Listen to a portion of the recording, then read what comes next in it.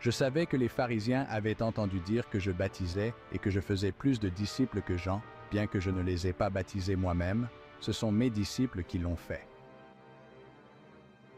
J'ai donc quitté la Judée et je suis retourné en Galilée. Je devais traverser la Samarie en chemin. Finalement, je suis arrivé au village samaritain de Sychar, près du champ que Jacob avait donné à son fils Joseph. Le puits de Jacob était là, et moi, fatigué par le long trajet, je me suis assis avec lassitude au bord du puits vers midi. Bientôt, une Samaritaine est venue puiser de l'eau, et je lui ai dit « Donne-moi à boire, je te prie. » J'étais seul à ce moment-là, car mes disciples étaient allés au village acheter de la nourriture. La femme fut surprise, car les Juifs refusent tout contact avec les Samaritains. Elle me dit « Tu es Juif, et je suis une Samaritaine. Pourquoi me demandes-tu à boire? » Si tu connaissais le don de Dieu, et qui est celui qui te parle, c'est toi qui me demanderais à boire, et je te donnerai de l'eau vive. Mais Seigneur, tu n'as ni seau ni corde, et le puits est profond. Où prendrais-tu donc cette eau vive?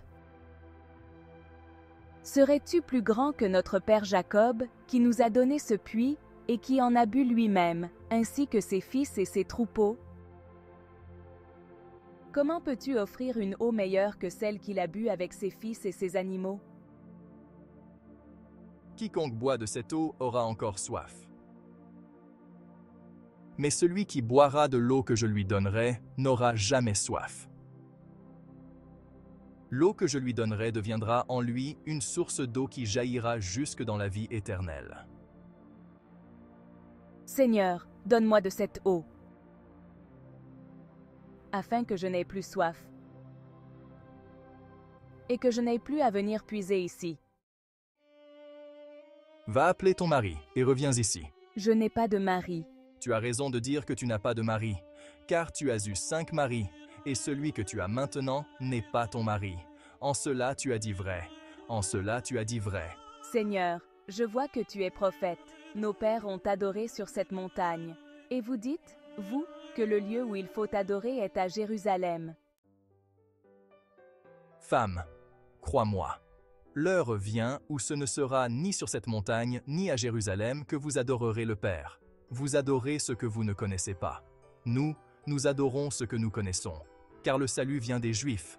Mais l'heure vient, et elle est déjà venue, où les vrais adorateurs adoreront le Père en esprit et en vérité. Car ce sont là les adorateurs que le Père demande. Car ce sont là les adorateurs que le Père demande.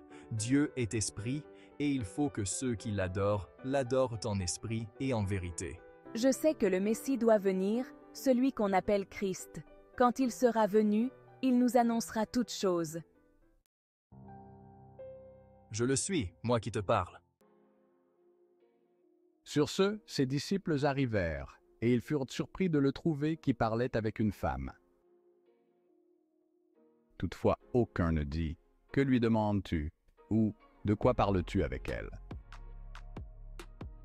Venez voir un homme qui m'a dit tout ce que j'ai fait. Ne serait-ce point le Christ? Alors ils sortirent de la ville, et ils vinrent vers lui. Pendant ce temps, les disciples le priaient, disant « Rabbi Mani, J'ai à manger une nourriture que vous ne connaissez pas. Quelqu'un lui aurait-il apporté à manger? » Jésus leur dit « Ma nourriture est de faire la volonté de celui qui m'a envoyé et d'accomplir son œuvre. Ne dites-vous pas, encore 4 mois et la moisson arrive? Voici, je vous le dis, levez les yeux et regardez les champs qui déjà blanchissent pour la moisson. Déjà le moissonneur reçoit son salaire, et il amasse des fruits pour la vie éternelle, afin que le semeur et le moissonneur se réjouissent ensemble. Car en ceci, ce qu'on dit est vrai. Autre est le semeur, et autre le moissonneur. Je vous ai envoyé moissonner où vous n'avez pas travaillé. D'autres ont travaillé, et vous êtes entrés dans leur travail. Beaucoup de Samaritains de cette ville crurent en Jésus, à cause de cette déclaration formelle de la femme, « Il m'a dit tout ce que j'ai fait. » Et Aussi, lorsqu'ils vinrent vers lui, ils le prièrent de rester auprès d'eux. Et il resta là 2 jours. un plus grand nombre crurent à cause de sa parole. Et il disait à la femme, « Ce n'est plus à cause de ce que tu as dit que nous croyons, car nous l'avons entendu nous-mêmes, et nous savons qu'il est vraiment le Sauveur du monde. » Après ces 2 jours, Jésus partit de là et alla en Galilée. Car Jésus avait déclaré lui-même qu'un prophète n'est pas honoré dans sa propre patrie. Lorsqu'il fut arrivé en Galilée, il fut bien reçu des Galiléens qui avaient vu tout ce qu'il avait fait à Jérusalem pendant la fête de Pâques, car eux aussi étaient allés à la fête.